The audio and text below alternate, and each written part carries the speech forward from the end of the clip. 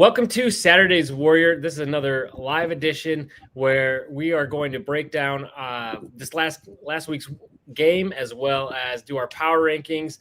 But joining us tonight, we got a special guest. We got Jackson Payne, who was actually there with us at the ECU game. Not really with us, but there with us in spirit. He was in the stadium, working much harder than we were. And Jackson, really appreciate it. I didn't realize you were flying home today, so I appreciate you carving out a little bit of time for us this evening. For you guys, anything, like I was saying earlier, I woke up in Virginia today. That's a good day for me. So it doesn't matter how much travel. I'm loving today. Good. And it's even better coming off of a BYU victory. So we're going to, as I mentioned, we're going to get into power rankings, all that stuff. So if you clicked on this because you're interested in the Big 12, and you want to talk power rankings and stuff, go ahead and skip forward a little bit. Unless you're watching live, you can't do that. We're going to start off talking about BYU before we get into Big 12 a little bit and rehash this game. It was pretty cool because all three of us happened to be there. And so I'd be really interested, Jackson, to hear your take on that. But before we do, be sure to like this video, subscribe to the channel, and then also be sure to go check out Jackson, follow him on Twitter. I have his Twitter handle down there in the show notes. So do go give him a follow. He's always got good insights and great articles that he shares through Deseret News. I guess I should be plugging that. So he's our insider, but neutral, right? I mean, life's better when BYU wins. It helps me. It helps everyone. I mean, I can't overtly pull for BYU, but my job is more fun when they win. So I mean, that sounds neutral.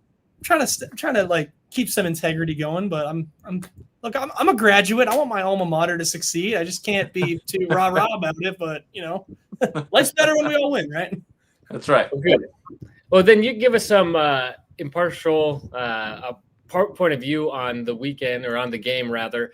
But so you were working. Did you get flown out, or were you going out to visit family and said, "Hey, I'm close by. I'm going to make it to the game"? So I came out for the game. My dad. So I'm originally from Northern Virginia, right outside of DC. My parents moved to Texas 2 years back, but usually when the past few years, my dad and I will pick a road game that I'll go out to cover, and then we'll try to make a trip about it. So last year, I went out for the SMU game, and we went to the Texas A&M game the next day and did the Cowboys stadium tour and all that kind of stuff. This year, this is the most ambitious trip we could plan. So we flew in Friday. We went to the Orioles game because we're Orioles fans. We're in Baltimore. Drove down the next day, picked up my Uncle Gary in Richmond, your old coach. Drove down to Greenville, hit that game. Woke up super early because I have to write and report and do stuff after the game. So we're going to bed at 2 a.m. and then waking up at 6 or 7 the next morning. Dropped Gary off in Richmond and then went up to the Commanders game. So we went 3 for 3. We got 3. Oh man! Yeah, there you go, right there. We were not trying to break the Sabbath too hard. Sometimes the ox in the mire finds you at FedEx Field, and you have to go see what your team is doing. But it was a once in a lifetime type trip. 3 days, lots of driving, 3 wins. Just hitting MLB, CFB, and NFL in one weekend. That's epic.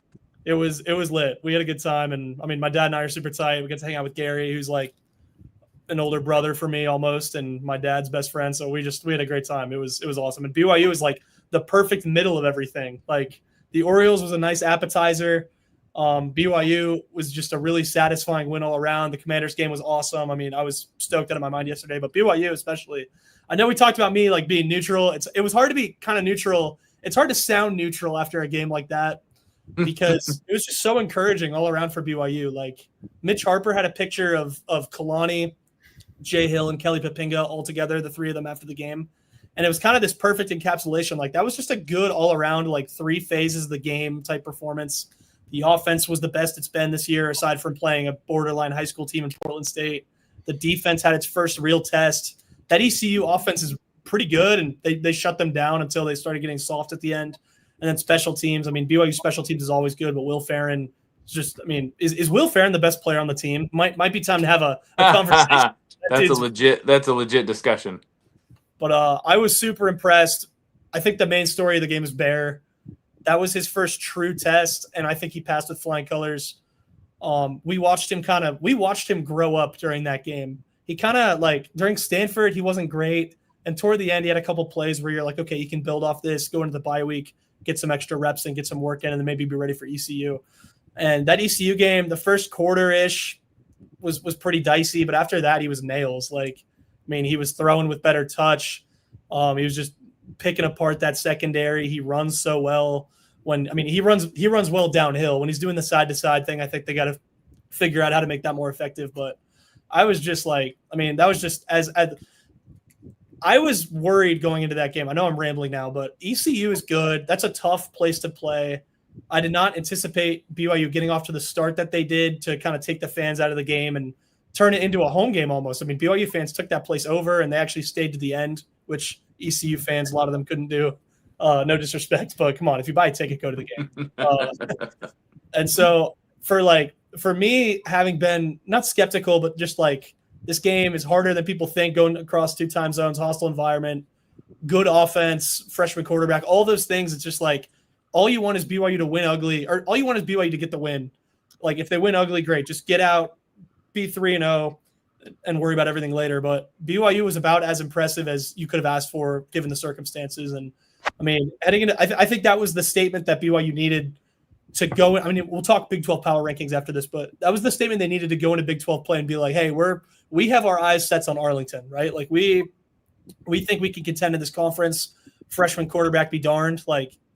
He's not playing like a freshman right now. He's been really, really good, and I'm sure we'll dive more into him later. But just the story of the game was Bear, and just really impressive BYU win. I was very pleased with what we saw with the Cougars on Saturday. Yeah. So were you watching from up in the media box? I was, yeah. I had the media box is kind of funky there. Like at Lavelle, you're like right at midfield. Like my seat in the press box is like the 45-yard line, and so you got the nice. But at ECU, it was like a corner end zone situation. So like on the second, on the Evan Johnson pick six, that was like as far away as it possibly could have been from my eye line. So I got to see it still, but I was like, is that Johnson? Oh my gosh, it's Evan Johnson. Like you couldn't really see the numbers very well. So I was like, I'm pretty sure that's Evan Johnson, but I got to be sure first. Like anyway, so it was but nice stadium, nice press box. Cool fans, just really, really cool place to see a game, and their fans were cool and weren't any shenanigans or drama to the game. So anytime that BYU can get in, get a win, and not have a religious bigotry type incident, I think is a win for all parties. Agreed. So could you hear the BYU section, and what did it sound like? Because from us, it sounded pretty loud, but we were in the thick of it.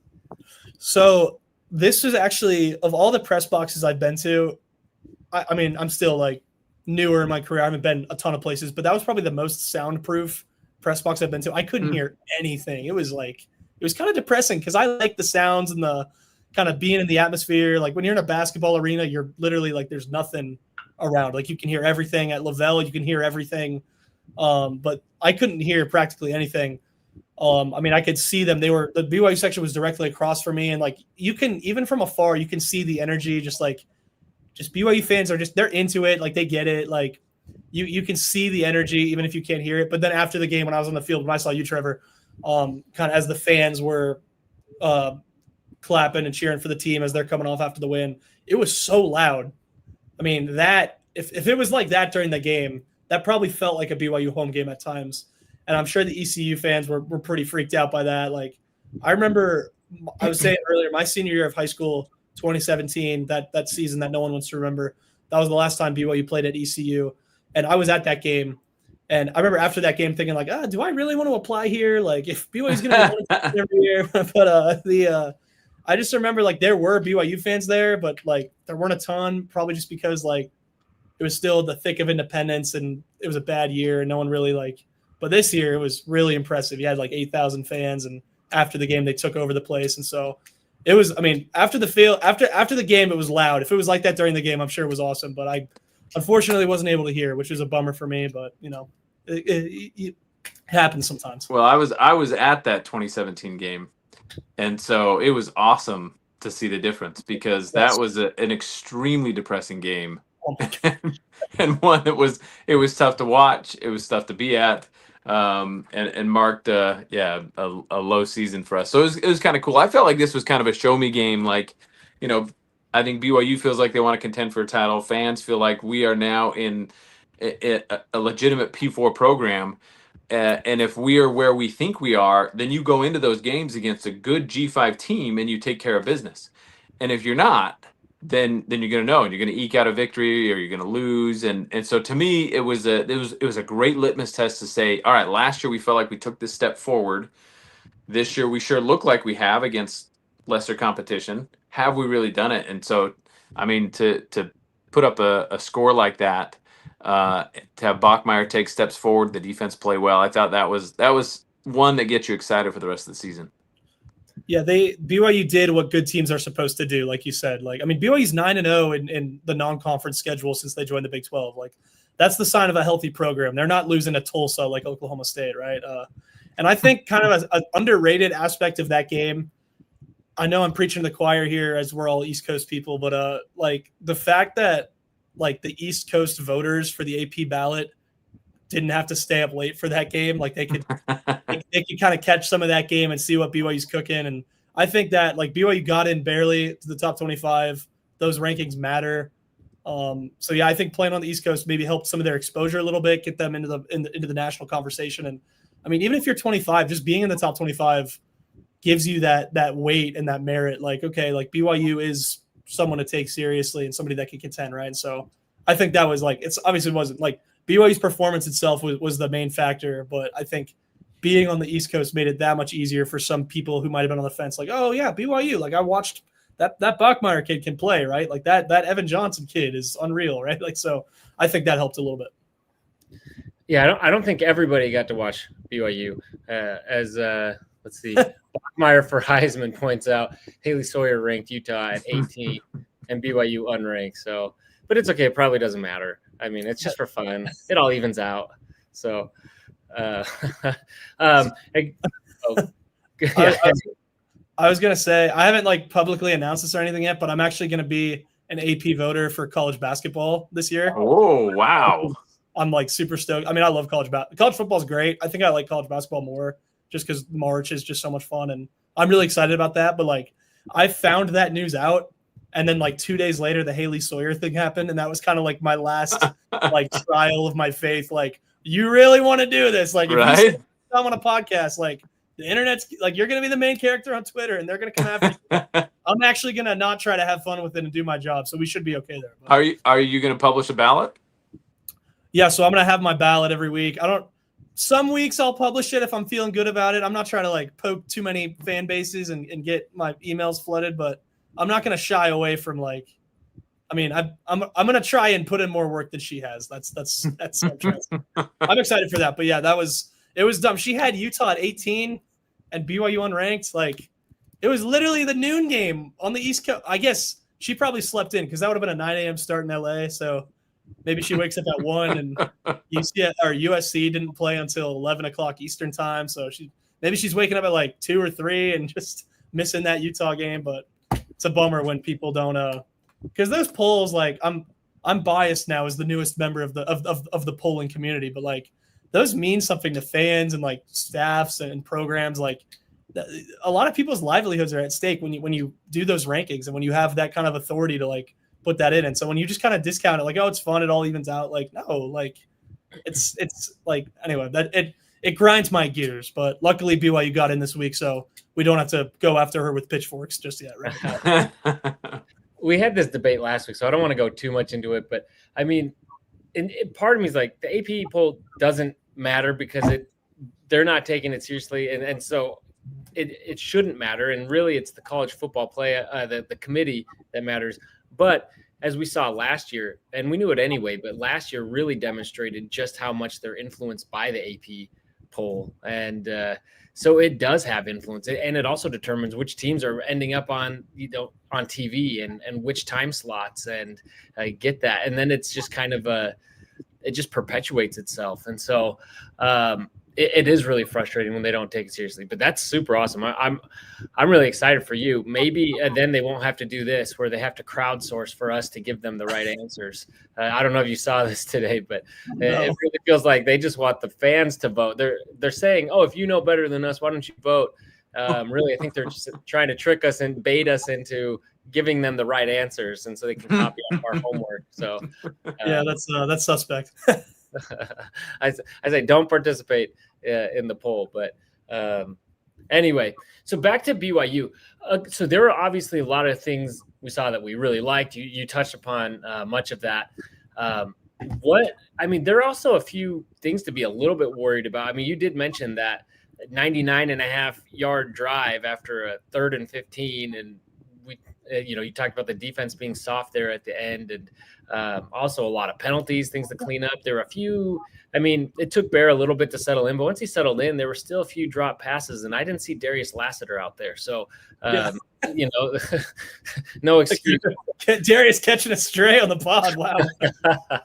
I know that. I like Darius, but I mean, it was infuriating last year. You are wide open. Like, what are you doing? So it was just surprising to see, a little bit of that. But so out of all that, like, what do you make of some of those things that we saw this weekend, and where do you think that BYU can improve on that, and are they reason for worry? Yeah, I think defensively, they didn't allow a touchdown until the 12th quarter of the season, right? Like, that's awesome. Like, what Jay Hill has done to this defense, I just remember BYU Twitter was like the most toxic place ever during 2022 after like those Arkansas and Liberty games, like just Tuiaki just getting raked over the coals. And what Jay Hill has done in such a short time to kind of transform BYU into a defensive powerhouse of the last 2 years is really, really encouraging. But I think at the end, like, the one thing with the defense that I'm like a little like not concerned, but like I'm trying to be especially mindful of and kind of aware of is the secondary. Like, Evan Johnson had an awesome game, but like for the season, it's kind of a cornerback by committee, especially the corners. Like, I think the safety play has been solid. Tanner Wall's been really good. Raider and Satuala, that platoon at strong safety is encouraging. But the cornerback room, like, Maury Bamba hasn't taken that next step that you really want to be the number one guy. Evan Johnson probably made the best case to be the top guy at corner. It's just like there's such a high ceiling with the secondary that you don't want to be too worried. Like, it might have some growing pains, but like at their best, you kind of saw what they could do, like with Evan Johnson. But I think too, like, they probably took they were resting starters, and a couple guys were playing banged up. I know at the end, like one starter on defense was playing with a separated shoulder, like popped out of his socket for the whole second half. So I mean, that probably, do your 111th, right? But that might have had something to do with it. I think by that point, like, it's one of those games where the final score doesn't really doesn't reflect how the game was actually played. Like, that wasn't as close as the final score showed. And so, like, if you're kind of letting your foot off the gas in garbage time, I think you're okay. Like I said, the secondary is something that I'm keeping my eye on. And then the penalties, like, BYU's kind of a sloppy team. We saw it against Stanford, and you see it against ECU, and like, you would think that would get better over time, but in the Big 12 play, that's not going to really that's not going to fly. And Isaiah Jada in particular at left tackle keeps getting called on holding stuff. And like, my unpopular-ish opinion is, like, I'm okay if your left tackle is getting a holding call every once in a while, just because in doing so, he's probably preventing your quarterback from getting lit up. So I'll take a 5 or 10 yard setback to prevent a quarterback hit, because especially with an offense like Aaron Roderick runs, where there is a potential explosive play always around the corner, right? Like, a couple lost yards isn't going to kill you, but at the same time, like, false starts, just some of the like unsportsmanlike, the taunting from Trey Alexander, stuff like that. Like, you got to clean up kind of the edges around that. Like, you can't be that sloppy in Big 12 play. And so I think penalties are the biggest thing that I'm worried about. And then the secondary, I'm kind of keeping my eye on. But at the same time, like, I was much more encouraged than discouraged. Like, I think BYU is a team that's ascending right now. I think they're getting better every week. And with that, these things that we're maybe worried or concerned about today will get better over time. And so I'm not putting too much stock into it. I think the secondary is the one thing that I'm like, okay, like, when Josh Hoover comes in the building, or Texas Tech with their awesome backup quarterback, what he did against Utah. LDS kid, by the way, kind of a cool tidbit from that game. Yeah, when teams like that, when you're playing them, and is that going to be – is your secondary going to get picked apart in games like that? But I think for now, you just have to realize, like, okay, BYU's – they're gaining steam. Bears getting more comfortable. The offensive line's gelling together. Like they're going to learn and grow as the season goes on. We saw it last year too, where every week was kind of a step up until a sharp fall off against Kansas. But at the same time, like there are things to be kind of alert and mindful of. But I think it was like 90% positives this week and then 10% like, okay, let's maybe rewind the tape a bit. So, yeah, that's a good call. One of the things I love about being at the game, I mentioned this on our live reaction after the game, was that it's fun being able to watch the sideline and their interaction and their emotion they show. And when after that touchdown drive that ECU had, I saw Tommy Parassis come off. Granted, he was closest to the sideline, but he was the first one off and takes his helmet off, and he was visibly frustrated and angry. And it's funny, as I was watching the highlights back, there was at least one big gain that they had where he was what looked to me out of position, right? I don't know where the coaches are telling him to go, but what looked to me to be out of position or not, and let a big play go by. And so it's just really interesting to be able to see that and then go back and watch the game and see it pieced together. But yeah, I mean, there's no doubt that there's talent there. So, and I like when Jay Hill has time to prepare for something. You mentioned Texas Tech, coming off a bye week, you feel good when Jay Hill has lots of time to prepare. We see that with Evan Johnson. And I feel like we heard that last year too, when they said, it was somebody saying, oh, I'm going to get an interception this game. I can't remember who it was, but he called a shot because they scouted a certain play and he knew what to do in that moment. That wasn't just like, when we talk about creating chaos, and last year everyone's saying, oh, you got lucky because you had all these turnovers. Well, BYU created a lot of those through preparedness. Like it wasn't just happenstance. Yes. They went out there and got it. And it's great to see someone else do that. I wasn't sure how much, losing someone like a Jackson Robinson obviously hurts, but to see somebody else, doing Jackson Robinson kind of things out there, which we knew he had in him. But anyway, so yeah, it was a lot of fun. But so I guess now that, going through the whole ECU game, how do you feel about BYU looking at the rest of the schedule, what we've seen from other teams so far and what we've seen from BYU now through 3 games? Definitely. I think Colorado's down, as we know. They lost at home to Georgia Tech, and Georgia Tech's a really cool story. Like Haynes King is like sneakily one of my favorite college football players. I think he's kind of like Taysom Light, that run first, kind of tough quarterback, not as athletic or fast, but like just the heart is there. The grit is there. But anyway, I think this week, I think BYU's winning the next 2 games without question. Night game at Colorado, a ton of BYU fans are going to be there. Colorado's not a great team. And then you get West Virginia in the death trap that is the 8:30 kickoff at Lavelle with the juiced up national TV crowd, right? Like, Kansas did last year, but that was such a weird thing. So I think BYU's 5-0. Arizona, I'm not really like, I think Fafita is better. I think they're a better team than they were last year, but like, I still think a lot more has to go right for them to win than it would be for BYU to win, if that makes sense. And then Utah after this weekend, like that game's always tough. Like they're always up for BYU. It's always going to be closer than it should be. But after this weekend, I'm like, okay, Dampier is not the Heisman that their fan base thought he was. And maybe their defense is suspect. And I know that Texas Tech is the best team in the Big 12 probably. But at the same time, like BYU is going to be up for that game too. And Jay Hill he's no slouch. Like he shut them out in the second half last year. And I just feel like that's a game. And also like Utah's got Smith Snowden and Lander Barton playing both ways, which is a cool, like, I'm all for playground football, right? Like that's cool. And I like both of those dudes. I actually, when I was a missionary reassigned in Sandy, Utah, I was in the Barton's ward. So I get to know them pretty well. And Lander's a cool kid. Like their family was awesome.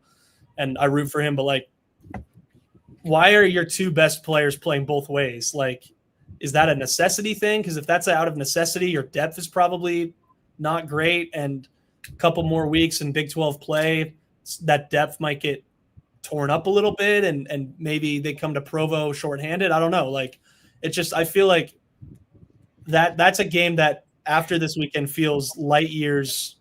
You're always going to worry about that game because it's Utah, but like, that's a game that feels light years more manageable than it was maybe a week ago. And so I think the path for BYU to be 7-0 is probably as good as it could be. I think last year, like they had to pull a couple upsets out of their hat to start 9-0, right? But I think this year especially, like, that path is easier, and it's been nice too, where Bear every week has been like a step up in competition. Like, so he's had time, and that's part of the ascension of this BYU team is as he gets more comfortable, I think the team around him responds to that, and they feed off of that. And so, like, you know, you played your first college game, then you play a bad power team at home, then you play a good G5 team all the way on the other side of the country, then you play a bad Big 12 team on the road, and then you play a slightly better Big 12 team at home, you know, like, so you're leveling up each week. And so I think that helps BYU too. I think the coaching staff too, like I'm just, after ECU, I'm like so high on the coaching staff. Like I said, like, got to stay neutral, but like, it's hard to sound neutral just because that was such an encouraging game from my opinion. But yeah, I mean, I think the Big 12, I think, is really top heavy, but the rest, BYU can be one of those 2, 3, 4 teams that's kind of Jean at the top. So I'm pretty encouraged by what they could do, and especially the early slate of the Big 12, maybe those first 4 games.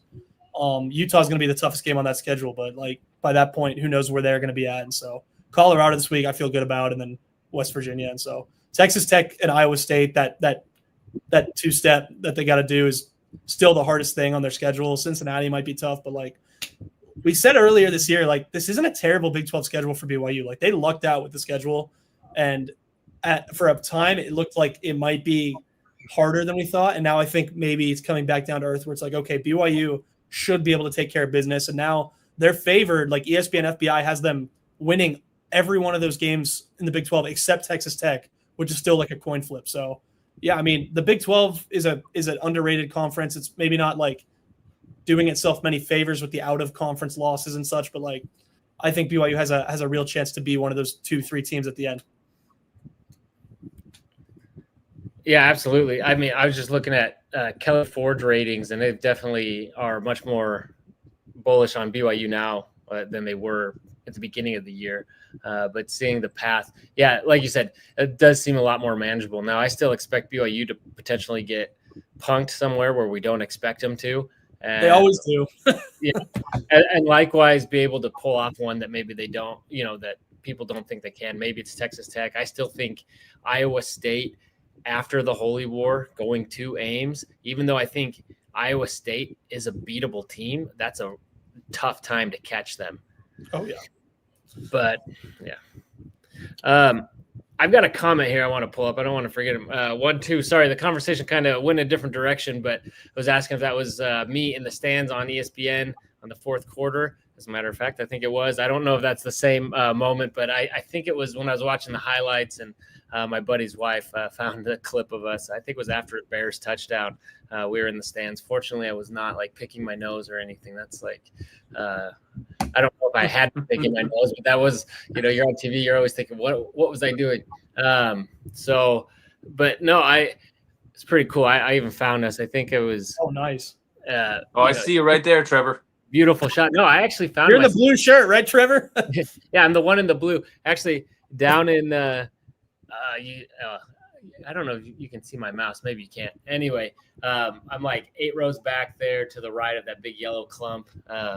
Anyway, next to the portal there. But yeah, so I had a great line, a great view, line of sight for the Evan Johnson interception. It was right in front of me. It was fantastic. That was probably my favorite moment of the game because it was the one that I could really see. Like some of the others, I couldn't exactly see what was going on, but I did see us good in the end zone though. So, but yeah, it was a lot of fun. And then shortly after, that's when I caught you running down there. You were working hard, and I saw you and wave. I didn't realize you were going to be there. And then it was awesome because then we got to go out on the field afterwards, and Adam and I were geeking out, and really we should have just we should have done our live reaction show there on the field, but I was just enjoying the moment. I was trying to get pictures with people, got one with Jack Kelly. I may have sniffed him. No, I was super excited. No, I wouldn't want to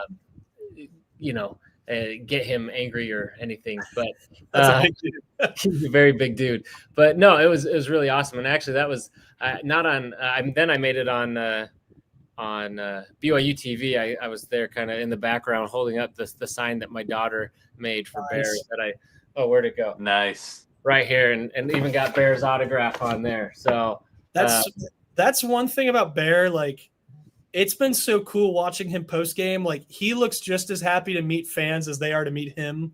Like, he's just so young and like he's still got that like childlike light in his eye. Not to like wax too poetic, but like just like I love the stories of like when players who aren't members of the church come and they have an awesome experience and totally embrace it. And like the Bachmeyers just seem like salt of the earth human beings. Like they seem like they were raised so well. They're so mature, but like they love on our fans, and they love on the BYU fans, and it's awesome. So it was cool to see him after the game. And it's also like, have you ever gotten on the field after a game like that? Like aside from like rushing the field, like that was a cool thing that they did. Like never. That was so cool to have them open it up. What, intentionally or unintentionally, right? I don't know if they didn't anticipate us wandering on the field like that, but they didn't kick us off either, and they let us out there for the media interviews, and it was awesome. So cool. Like I can go on the field after the game with media stuff, but like doing my little like post game video, just my vlog thing, having fans like running around me, like that was like I was getting fired up. Like I was like, damn, this is sick. Like good on ECU. Like kind of want to email a groundskeeper and be like, hey, that was hat tip to you, bud. You know? Yeah, especially after a loss. You know, they could have easily been like, get out of here. And we were there for a long time, and there was a couple times like, okay, guys, and then they didn't like push the issue. You know, people were kind of trickling out, and I just let us do our thing, and it was awesome. And props to the BYU folks who let Bear and Jack Kelly and some of the others, you know, hang out there with us for so long. I mean, they were out there, they did their media interviews and things, but then let them just hang out. And Adam, was it you that was talking about the girls talking about Bear that you overheard? I don't think that was me. Oh, that wasn't you. Who was it? It must have been someone else riding with me, but said just heard all the girls, they'd see him and they walk away. They're just like, he is just so nice. He's just so, I can't like, he's a big crowd pleaser with the teenage girl demographic. So I thought it was cool. Like with the whole fan thing after, like everyone getting it, like just with independence for all of its drawbacks. Like I think independence was really important for getting a new generation of BYU fans all in, just because, you know, you could live anywhere in the country and BYU might come play within a few hours. Like for me, like my first BYU game was at FedEx Field when they played West Virginia in 2016. And I was there. That was the day I was like, I have to go to the school. Like I always wanted to, but that was the day I was like, I have to go here. Like I kind of caught the vision that day. And like, how many other kids have that experience? And then like they go to the Rock and they rush the field, and it just kind of like it plants seeds. And so going to the Big 12, it's awesome to be in a conference and have these rivalries and go different places, but like these kind of one-off trips, like the trips to Liberty or the trips to UConn or the trips to FedEx Field or Georgia Southern, like they aren't happening with regularity. And so I feel like, you know, BYU isn't going to have those kind of East Coast games that like the East Coast BYU fans aren't going to have the yearly game on that side of, like, you guys know, like every year BYU is going to come out kind of close. And so I think it's cool that like it felt like BYU fans and a couple of players were telling me too, like they were really making an effort. Like, you know, we don't know when these fans are going to be able to go to a game again. Like we want to make sure that not only do we give them like something on the field to be really happy and remember, but also after the game, like really just lay it on thick. Like we love you guys. Like you guys like give them that experience, which I, as an East Coaster, like who was in those shoes at one point, like that's cool. Like, I mean, that's what Kalani's a huge BYU fan. Like when you have a fan running your program, you do things with fans in mind. And I think after the game was one of the coolest examples, just being on the field, having that crowd, like having a crowd of your own fans on the opposing field after the game, like for the backdrop for BYU TV, like that's awesome. So hat tip to everybody who made that possible. Yeah, really. Having said that, and I agree with everything you said, and I've benefited from it hugely. But also, BYU don't play those games anymore. I mean, I love going to them, but don't schedule Georgia Southern. Don't go at UConn. Don't go at Georgia Southern. No more at Wyoming either. Like last year, no more. Like none of that. Yeah, yeah. I mean, you could travel out and you could play Virginia Tech. That'd be awesome. That's the thing. They canceled the series with Virginia Tech. I think that was like later in the decade. And I think that got canceled when we joined the Big 12. But honestly, you could have played Virginia Tech, and it probably would have been an easier game than ECU. But you still get more credit for beating an ACC school. If the ACC ever falls apart, I think they're probably the next conference to go if that goes that way. I want Virginia Tech in the Big 12 so bad. I think that's a school and kind of a fan base that fits in perfectly in the Big 12. Like Virginia Tech, Pitt, maybe like NC State, Wake Forest, like not the sexiest ACC schools, but like I think that would make a really cool Big 12 anyway. Oh, absolutely. I love that. Well, one, it's great for our Eastern teams, but you bring back some of those rivalries. Pitt really, their fan base on Twitter reminds me a lot more of Utah, at least in terms of realignment. Like the way they talk about Big 12. Oh, they think they're right. They think they're above that and that they should be considered for the Big 10. But yeah, bringing those rivalries in-house and bringing another like major rivalry with the backyard brawl and bringing Tech, who's also a rival with West Virginia and some of that East Coast presence, NC State, like you said, I think those are all would all be great pickups for the Big 12. So that would be a lot of fun. I'm with you there. Speaking of which, at the end of the game, as we're all like filing out, some guy turns around and he says, "See you all in Cincy." So I was like, yes. I gotta go. I gotta go to Cincy. So I don't know. Sitting out in Cincinnati in November. I guess we'll see what's happening this season up to that point. But okay, Adam, did we miss anything else here? No, we covered it, man. That was an awesome experience. Really cool. So awesome. I know it does make me wish we could get to more games, but when you do get to it, it's so much fun. And it's fun to be on the East Coast and be at a game that we actually win. That was a great experience. There was Tennessee, so that was unreal, but this one was very good. BYU's come a long way from that Liberty game. That was as depressing an afternoon ever. That was like, I'm sorry, I keep going off on tangents, but like that game was just so depressing and there was nothing good about it. And then for me in the media seats, the press box, the sun was directly facing the press box, and I was just baking the whole game. I remember that. It was the worst. and the tickets were so overpriced to go to a Liberty game. It was like 3 times what we paid to go to ECU, it was crazy. I wanted, like, I took all my kids there. I'm like, hey, we're gonna have a great experience. This is one of those formative BYU games. We go there and just get shellacked. It's like, hey, this was Christmas, guys. That's right. Because that was like their Super Bowl. Like when they started their football program, their founder, whatever's Jerry something, I think, he was like, our dream is to beat BYU. And it's like, that's kind of a weird dream. I mean, go to Logan if that's your dream, right? But good on them for getting it done. That was an interesting day. Yep. All right. So now, let's move on to power rankings now and get to some Big 12 talk. We already did it. We got into that a little bit in our earlier conversation, but now we like to, Jackson, work our way from the bottom. And I feel like I had to put this disclaimer every week because I get comments every week that say, there's no way that, X team. Last week I had Houston pretty high. And I was like, oh, look, I'm not talking about who I think is a better team. I'm not talking about who I even think would win in a head-to-head matchup. I'm not talking about who it's not a prediction on how I think the season will go. Is strictly based on what we've seen to date. Yes. And at the point where some teams had played 3 games and others had played 1 game at a certain point, well, guess what? There was a bigger body of work to look at. And so I'm really just looking at what games have been played, what have you done, and what do we know about the games or the teams that you've played so far. So once we started learning more about UCLA, that win for Utah was a little less impressive. And then when Stanford beat Boston College, I mean, that win for BYU was just really good. No, try to spin that a little bit. The strength of schedule really helped. That's right. Oh, actually, I want to ask you. I asked Adam this the other night. Backtracking a second, would you rather see ECU win the American or Jake Retzlaff and Tulane win the American? That's a really good question. I think I would rather see. Damn, that's tough, man. What did Adam say? I went with ECU. I thought it was tough as well. Yeah. I really enjoy seeing what Jake's doing, and it's fun to see him have a great season over there. I hope he finishes strong, and I have no problems if Tulane wins it. I'd be thrilled. They got a shot at the playoff. Yeah.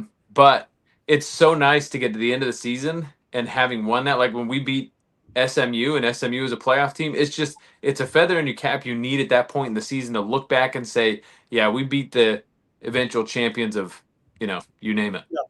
Yeah, I think I'm leaning that way. Like when you could have that feather in your cap, you beat a G5 champion.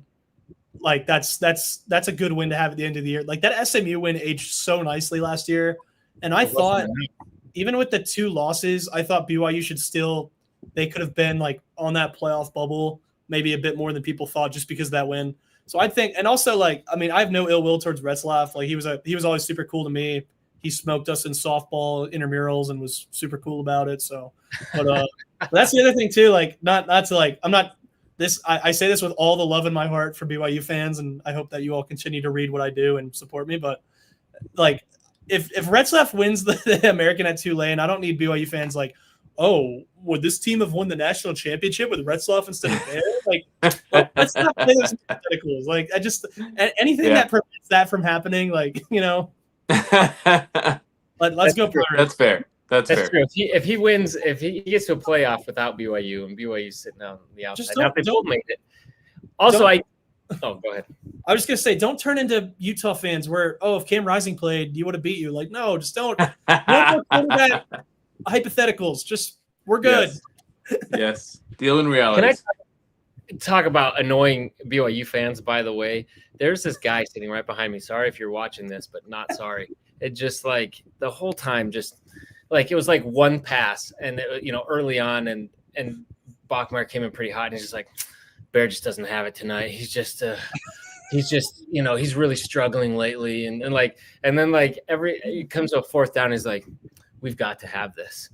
Well, yeah, like, or you turn the ball over. That's right. Like, that's how it works. Or just the whole game, comments like that. Like, what, we could really use a touchdown right now. Oh, really? It's like Magic Johnson's tweets. You ever see those where it's like the Lakers could use a win tonight in order to remain in the playoff picture? And it's like, well, yeah, like that's how it works. Like, if you go through Magic Johnson's Twitter, it's the most like obvious. Tom Brady does the same thing when he announces games, where it's like, these are the 4th down plays where you really gotta have it.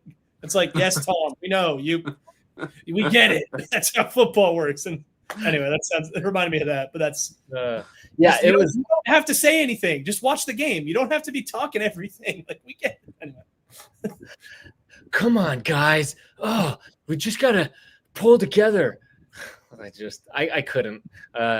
The live tweeting, like the real life live tweeting of the game, just people talking. Like, that's the one thing I don't miss about watching games in the stands. It's just like, we're good. Like, I was sitting by some Raider fans during the game at the Commanders game yesterday, and they were doing the same thing. And I'm like, guys, like, your team sucks. Like, let's just you don't have to say anything.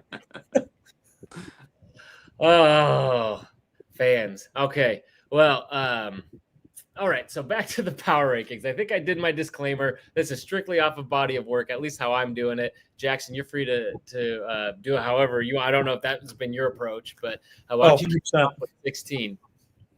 16? We'll work our way up. Oh, Oklahoma State. I mean, it's not close. That's a given. Is that all of our number 16? I mean, that's a dumpster fire. Yeah. I mean, you losing to Tulsa at home is like BYU losing to like Weber State at home. I would say Utah State, but it's more like, they can't be losing that one. I don't know if Gundy would ever really lose the job there. He's so legendary, but whatever's going on is not working. And I know the whole deal last year was fire all the coordinators. I'm going to rebuild the staff. Well, that takes a few years to gel. So they kind of got what they asked for, but I feel for him. It's bad. Yeah, I don't see him being head coach at the end of the season, but I mean, at this rate, we'll see if he can even last through the season. Although I don't know if it can get worse than that. Okay, we all agreed on that one. That was a softball. I think we'll all agree on this one too. Jackson, who do you have at 15? 15? Is it too bold to say Kansas State? No, that's who I got. Yeah, that's who I have. I feel weird saying it because they've been good the last few years, but they've been so bad, and Avery Johnson is not good. Like that, shockingly bad. His dad and brother fighting really broke him. I'm not sure. I'm not doing a bit. It just feels like when BYU beat Texas the 2 years with Taysom, they fell off for a little bit. When BYU beat Nebraska on the Hail Mary, they fell off a bit. When BYU beat Wisconsin, I mean, they got killed by my Maryland Terrapins. Like, that's as low as it gets, I feel like, at home. They've fallen off a bit, and now BYU beat Kansas State. Like, It's the curse. Like, why, direct correlation, right? The curse of the Cougars. Yeah. No, it's fair. It's fair. Until they show something else, until they show signs of life, they got to be at the bottom there. They're struggling.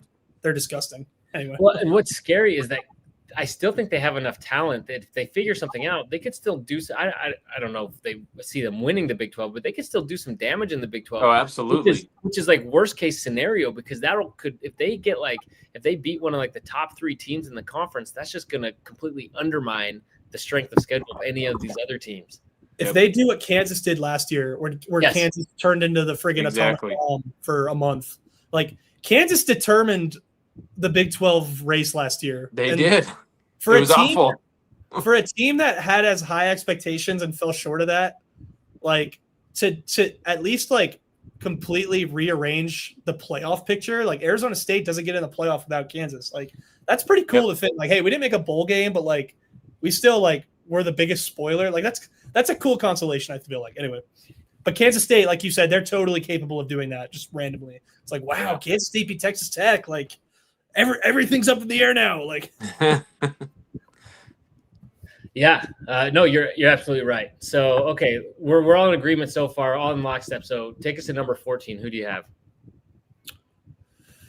I would probably pick West Virginia. I mean, bad team last year, first-year coach. I think Rich Rod is going to get it done eventually. I just don't think this is the year for that. I think their schedule's tough. I don't think they've looked good at all. That Pitt win was cool, but like Pitt's bad too. Like, I just not a lot of inspiration happening in Morgantown right now. So I'd say West Virginia, but I think, like I said, I think it's a top heavy. I think there's like 3 regions of the Big 4 regions if you count Oklahoma State as like the ultimate cellar dweller. Like the contenders, the bowl teams, the mid/bad, like just the bad, and then Oklahoma State. But yeah, so I know. I've got West Virginia close, but not at 14. At 14, I've got Utah. Hear me out. It's a BYU podcast. This is a week by week thing, and this is a BYU podcast. So that's my disclaimer. Probably a total homer pick, but man, what a disaster! Like, come on, guys, it's Big Noon Saturday. Do something on your home field. But I felt like UCLA doesn't count for anything. That's the worst P4 team in the country. Beat up on an FCS, struggle at Wyoming and pull through in the second half, and they get shellacked by Texas Tech. So again, this is a week 4 momentum thing. This is not they're not the 14th worst team in the conference, right? Or 14th best team in the conference, however we want to put that. But for this week, 14. That's awesome. They were by far the biggest loser of the weekend. Like, I mean, I would probably put them at like 10 right now, just because like you said, their resume is so bad. And has Whittingham ever lost by 24 at home to a conference opponent? Like, is that the worst home loss of the Whittingham era? It probably is, but the caveat is they played in the Pac-12 for a long time, and so did anybody beat anybody by 24 in that conference? That's also a good point. Conference champions. Sorry, I'm taking too many shots at our Utah brethren today. No, that is definitely a homer pick, and I'm okay with it, except that now it's going to force me to defend my pick of having Utah higher, so I'm a little mad at you about that. So, because I don't want to have to defend Utah, but yeah, I also have West Virginia at 14. They beat Pitt, which I love, beating an intense rivalry game, but they did about all they could to give that game away, and then they still managed to pull it out. So, and the loss to Ohio, I think 2 losses overall, and they also got beat down pretty handedly by a team that's not considered the top of the conference. So I think West Virginia belongs pretty squarely there at 14. Okay, Jackson, keep us rolling with 13. I have Colorado at 13. There's just no juice in that program. I think Dion feels like a dead man walking in that job. Like, I have a hard time believing Dion's going to be there next year. And it feels like that's how he's coaching too. I don't know. His health is weird and his kids aren't there. Like I like Dion. Like what he says about BYU and just Kalani and his love for that is really cool. But they don't have anything. Like they're not good. That's just a bad team. Yeah, how more plainly I can say it. I can't argue with that pick. I put West Virginia at 13 after my homer pick for all the reasons you guys said. Just they'll get there under Rich Rod. They're not there this year. Yeah. All right, and then where do you have Colorado while we're talking about them? I've got Colorado at 11, so a little higher up because I felt like they showed signs of life at least against Wyoming. Their offense, found something. Against Wyoming at home, they showed some signs of life. They did. It's not right. I mean, they're coming off a win. The other teams I've got behind them coming off a loss. So, I wouldn't put them on their whole body of work over the season, but they did something good. So you're waiting like you have recency bias. You're weighting the most recent game heavier than the other games. Quite a bit. This is about current momentum. Okay, so I do take momentum into account, but I definitely try to like be even across the board with the wins. Okay, so you kind of anchor some teams week to week. Yeah. I'm just kidding. We won't go back to the AP poll. No, I know. Who do you got? Who do you got at 13? I was trying to think of a smart aleck comment, and that was me. All right, no, I'm with Jackson so far. We're exactly the same. So I'm going to keep rolling with Jackson, so I can just keep stealing his picks. There we go. There you go. Because I didn't come prepared. I just say whatever he says. Plagiarism is a serious crime. Not a bad strategy. Jackson knows what he's talking about. I'm doing what the AP poll is trying to do with having us fill out our picks for him. It's all for fun anyway. 12. Yeah, 12. That's what it's after 13 or before. I said Houston. I think Houston's another program that's kind of like it's a similar thing to West Virginia where like they're not there yet, but I feel like they will get there. I think they have a lot of speed and athleticism. For power rankings too, like especially early with some of these like random wins they have, like Utah beat two really bad teams, struggled against Wyoming, and then got blown out. Like that's a legitimate case for lower, but like Houston, if you haven't done it yet, I don't trust you to do it just yet, And so that's where I'm at with Houston right now. That's bold, putting an undefeated team at 12. No love for the Red Cougars. My parents are in Houston, I gotta stay somewhat. I gotta zag it, That's but good. I gotta see more. That's all I'm saying. I have who I think is a much better team than Houston at number 12, and that's Baylor. I really thought they would beat Arizona State. I was bought into the Baylor hype train even after the Auburn game, but now Auburn loses to Oklahoma. It doesn't look as strong. I don't think Oklahoma's the be-all end-all this year. You're going through, all right, who can beat who, and not a good start for Baylor. You got to win that game against Arizona State if you want to take that next step forward. I worry about Dave Aranda's job. I think it would be a mistake to move away from him, but it seems like that's an impatient fan base and impatient administration, and they may move away from him, and it's not a good start to the season for them. I think they've been plenty patient with him, but I also have Baylor at 12, and even though neither one of their losses, Arizona State, a good team, Auburn, at least a upper to mid-tier SEC team, not terrible, but both losses at home, both losses you kind of really needed. So I have them at 12 for that reason as well. All right, Jackson, who do you have at 11? I had Baylor at 11, so I guess you could flip Baylor, Houston. I'm guessing you guys have Houston at 11. Don't backtrack now. No, I've still got Houston a bit higher. So I got Houston a little higher too. Okay, we're not letting you weasel out of it. Hey, that's right. It's okay to embrace debate. We can differ. That's right. Diversity of thought is awesome, apparently. Well, I already said mine 11. That's Colorado.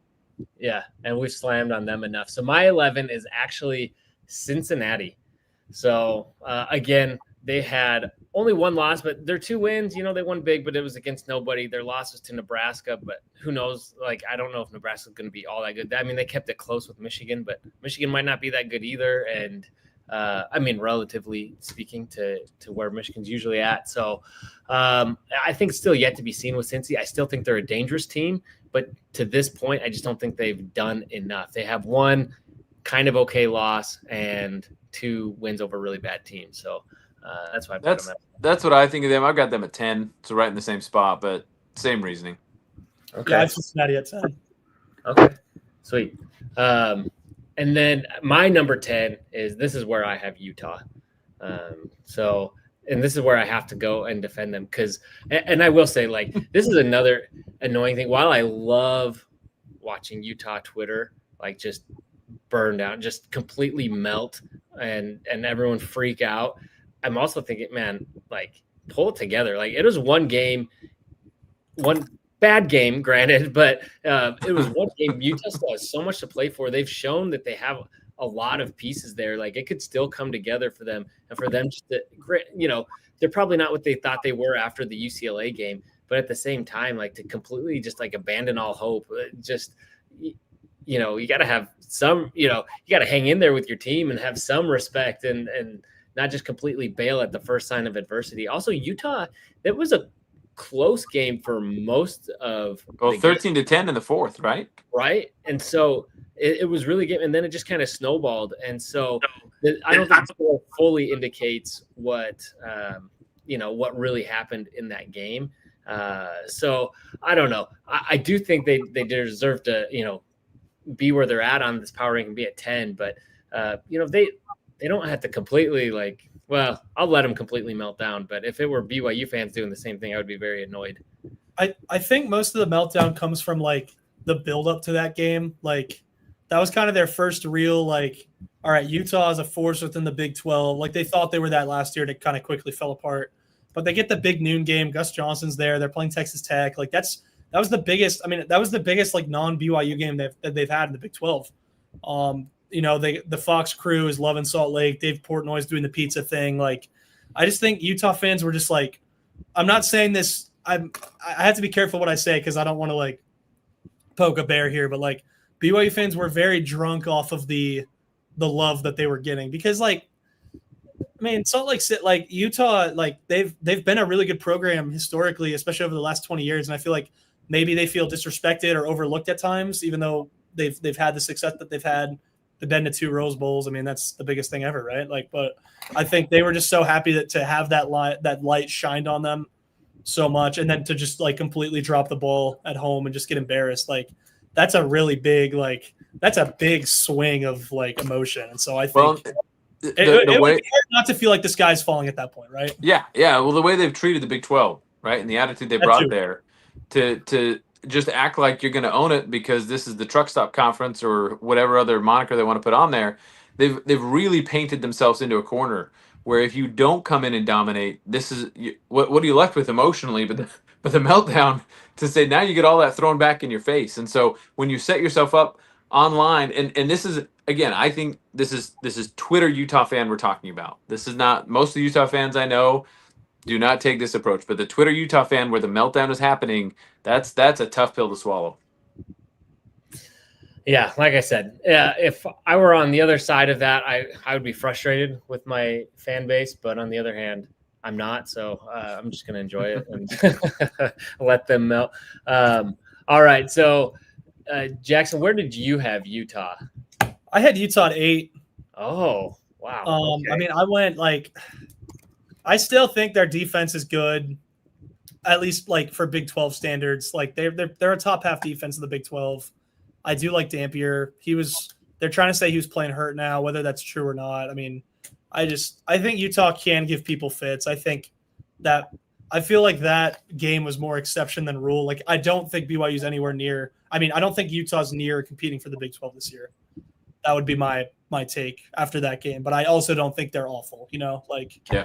They'll have trouble with some people, and they should get to 6-6. And I mean, yeah, 34 points. They give up 34 points, but Tech's really good, right? Like, doing it at home is crazy, but, like, that felt like a weird game. Like, obviously, it exposed some things with them. I'm not trying to, like, ride Utah right now, but like, I don't know. I think I'm trying to see both sides, right? Like, I've said this too often, but Dampier is 5'10", 190. He will not make it through a Big 12 season. So if he was playing injured, it wouldn't surprise me that we're in week 4 and he's injured. I just he's a 5'10", buck 90 running quarterback. He's not going to make it. It's funny in your and to your point, they were 13 points into the Texas Tech in the fourth quarter. So I mean, yeah, but I think it was your employer there. Somebody wrote for, was it? Or no, maybe this was on Yahoo. I read something about Utah and trying to describe Dampier, and it's just saying like, kind of like, he's one of like all these greats, like Tebow. He's just not this, and he's like, so he kept like comparing him to all these other quarterbacks, saying not quite like this guy, but a little bit of this guy, but just smaller and not as good, and so I was just like, so what is he? Just like, I don't know. It's just a really weird way to compare him. But during the UCLA game when I was watching, I got home in like the third quarter because BYU had just played, and the announcer's like, "That was Jaden Daniels-esque," and for me that was sacrilegious. I was like, "All right, we're done here. Turn on the TV, turn on mute. You can't come after my boy Jaden like that." So. I just have to say, I still can't get Jaden and Jalen Daniels. Like, which one's which? Like, I mix up their names. I can't even remember my own kids' names, and then they're like, I get that. I would say you remember Jaden Daniels is the Commanders one because he doesn't have an L because he doesn't take L's. Jalen. Oh, snap. Oh, there you go. There you go. I mean, he did get killed by the Packers, but we don't talk about that. So, I'm gonna say Jalen Daniels. That's my homerism coming out right now. Well, Jalen Daniels is giving BYU a couple L's, so maybe that's how. Yeah. There you go. Unfortunately, so don't want to trash talk him. He's looked good, but we'll get to him. So okay, so who do you have at 9? I had Arizona at 9. Arizona. Okay. Fair enough. I've got Kansas at 9, which looking at this, I think that's a little low. I really dinged them for the Mizzou loss. I was frustrated with that. They came back and they thumped West Virginia. I think Kansas is still a dark horse to push for a Big 12 title. They're not in my kind of top 4 title contenders right now, but they seem week to week to just have an it factor at times on offense. They could pull away. Yeah, their coach, Lance Leipold, is one of the guys. The Big 12 is such a great coaches league for both football and basketball. And I don't think it really gets the credit it deserves there. Basketball probably does because he's got Bill Self, Scott Drew, Kevin Young now. But like football especially, like there's some awesome coaches in the Big 12. And I think Lance Leipold might be one of my favorites. Like just what he's done at Kansas has been so awesome. I'm really impressed when I hear him talk. What they were able to do for that stretch last year is a sign of really good coaching and just a healthy program, even when your season kind of falls apart and you're still scratching and clawing and making things happen like that. And I'm in your camp where they just have this explosive offense. Like they're just so randomly potent. Like that's Kansas might not be like one of the best teams in the Big 12, but I think if we were doing a list of the most dangerous teams, I think Kansas is like between 1 and 3 somewhere in there. Like they're a scary team, dude. Yeah. 9 feels way too low. I'm not saying they could end up at 9 in the Big 12 this year, but I think at this point they did take a loss, but it was a rivalry game. And I mean, I think that game was probably a little closer than the final score showed. So I don't know. That seems like a big knock on Kansas. It is a little bit. And I put these together earlier today. That was one of those teams I'm reading through and I'm like, if I had redone this, I probably, I'm owning my list. I'm going to own it. I put them down at 9, but they're good, and I like that Kansas team. I had Kansas at 7.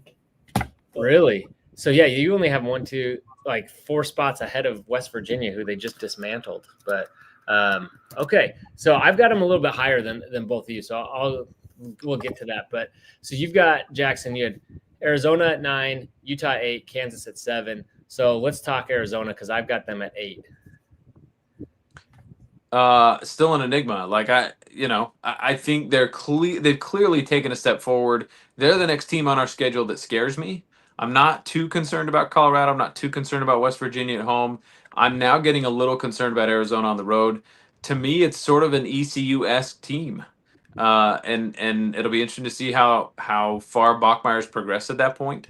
But I think you got to give them credit. I had them written off for the bottom three of the conference again this year. I think they have the wrong head coach down there, and I didn't think their program was going to turn it around. But so far, they're silencing doubters. Yeah, I think they've definitely taken a step forward. They're better than they were last year.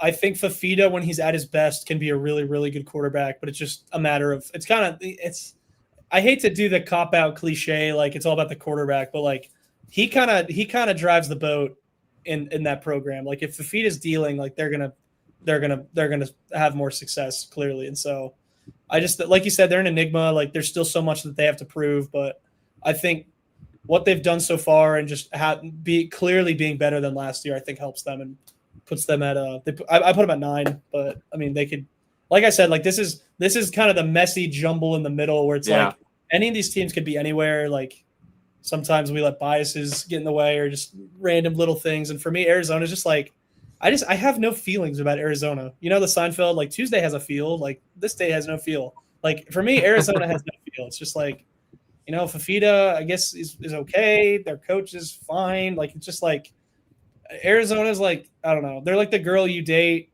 just pass the time, and you know you're never going to get married. And I only had one girlfriend, and I married her, so that's a weird analogy for me to use. I've got Arizona as high as 7. 7. Oh, Okay. wow. Threw a little love their way. I just feel like, and I've got Houston at 8.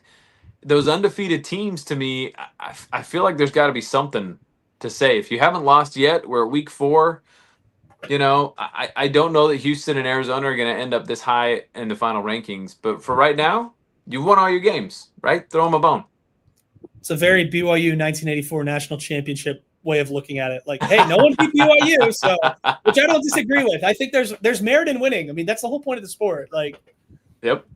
I'm probably trying to get too analytical and overthink some of these. So my brain is working too hard on this. I like just if you win your games, that's enough. Unless you're Utah, and then we can pick nits, right?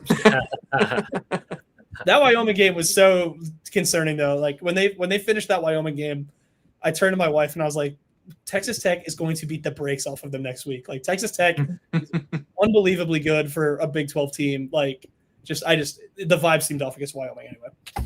Yeah, they did struggle a lot in that first half in Wyoming. Yeah, and Houston, same thing. I think they've won so far. They had a conference win, and they really made exposed Colorado.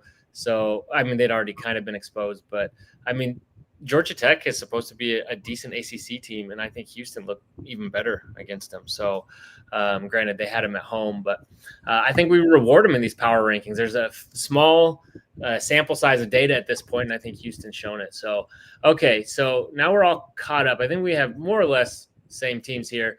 I think we skipped one of mine at 9. I didn't talk about it. I've got UCF at 9. You guys giving UCF some major. Oh, you better believe it. I'm not even going to tell you where I got UCF yet. Oh my goodness. Okay, I'm a Scott Frost believer, Trevor. I'm all in. No, I think here's my case for it. We'll wait until you guys get to UCF, and then I'll say why I got him there. So, okay, who do you guys have at 6? I have Arizona State. Okay. I put Arizona State at 5.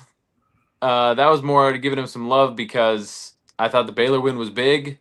And now Mississippi State's 4-0, and you're one play away from winning that game. I was very frustrated that they lost to that game. Big 12 needed that win.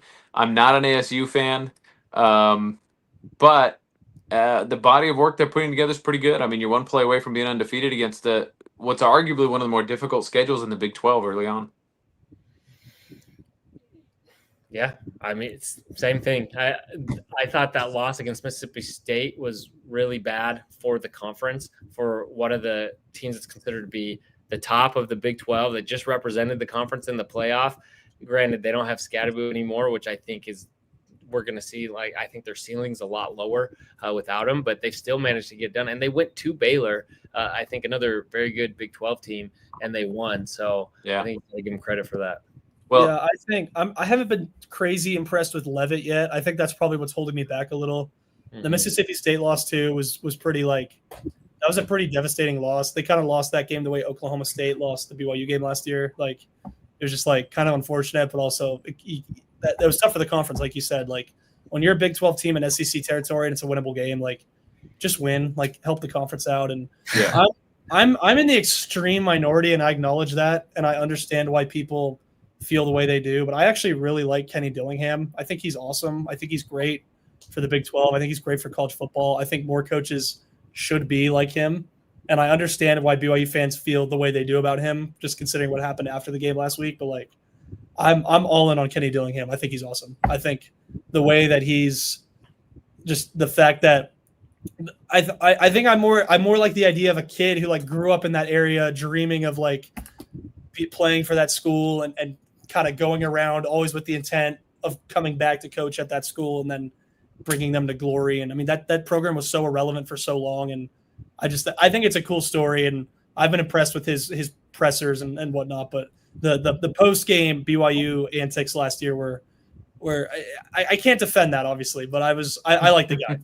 I know a lot of people don't share that, and I'm totally cool with that. I like him. If I were an ASU fan, I would love him too. And same thing. I mean, in many ways, he's like the Kalani Sitake of Arizona State, right? Yeah. Much of the same way. The difference is, and I think he is kind of like, well, but the things that we don't like about him also kind of embody ASU the same way that Sitake embodies BYU. So it kind of works. I see your point there.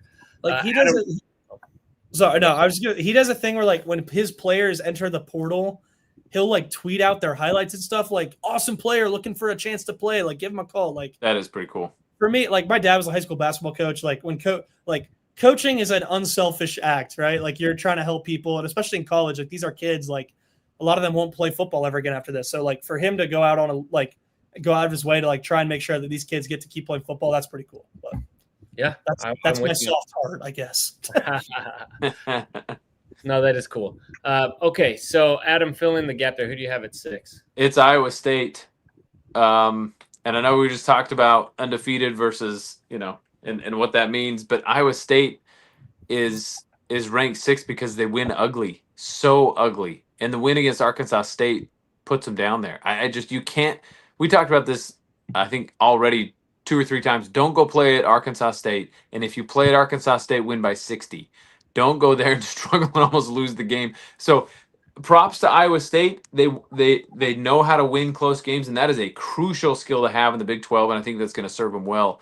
But I don't have them in my top 5 because they're not winning the way they should for a great team.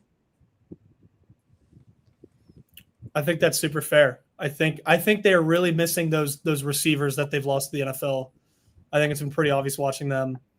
I had them at 4. Just like, I feel like the Big 12, the top. We'll get to the top 3, but the top 3 of the Big 12, for me, in my opinion, is so obvious, so set right now.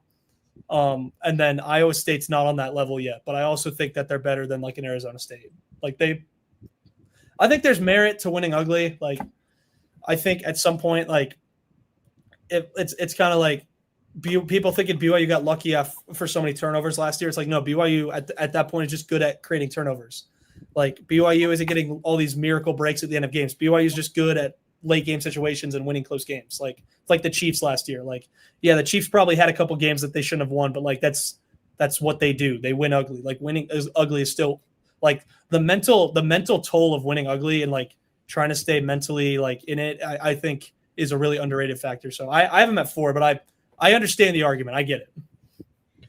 Yeah, I have them even higher, and it is a little bit ugly, but one, they have more data points than everyone else at this point. I think that, and they've beaten 2 rivals, which are weird and difficult games, and they've done that early on in the season. So I give them credit for that. And like I said, looking at what they've done to date. Now, having said that, I can't remember if it was this or before we hopped on, but I think Iowa State is very beatable. It's just we faced them at a really tough time in the season.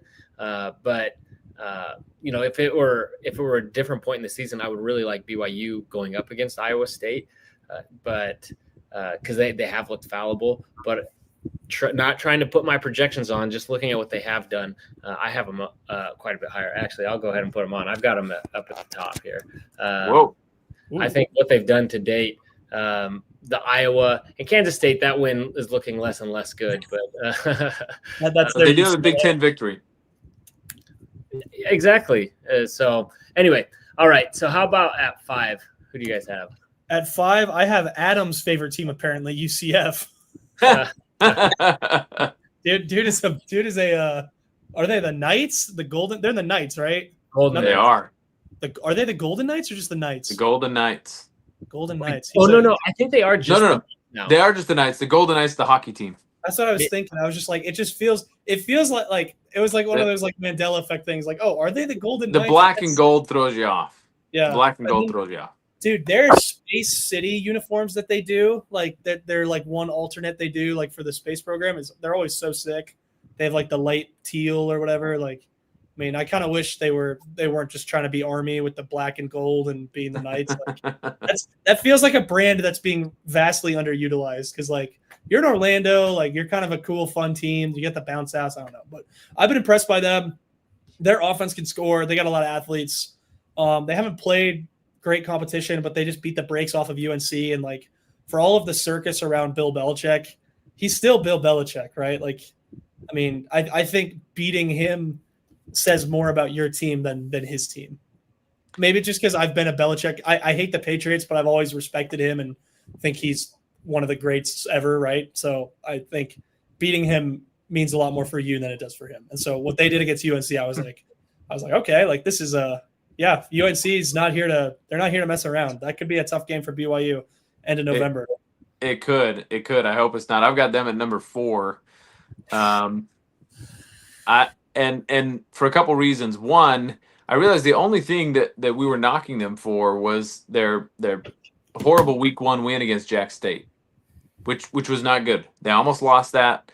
They won ugly, and now they beat a non-conference P4 opponent, and we need a whole lot more of those. And UCF did that, and just like you said, I don't think beating Bill Belichick means much on the college circuit right now. I don't think UNC is very good, but I also think this is my only chance this season to put UCF in the top 5. I don't think they're going to stay there, so I'm trying to give them some love while we can, because I'm not a believer in the Scott Frost year 1 turnaround. I think he could long term, and they've definitely done way better than I thought they would in the first 3 games. Okay, first off, Golden Knights from 1993 until 2006. And then so they were the Golden Knights. Yeah. So okay. It's always interesting when teams change their names. Like Utah used to be the Redskins before they were the Utes, which I think is like super interesting. Whoa. They were the Redskins until 1970. Wait, I had no idea. Utah was. They were the Utah Redskins, and then they went to the Utes. How progressive of them. Okay. They were way ahead of the curve on that one. Yes, they were.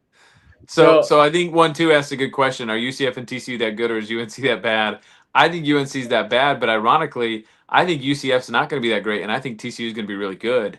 But I mean, we'll see. I think TCU beat a good SMU team, and so that speaks more about them. But I just don't think UNC's got it this year.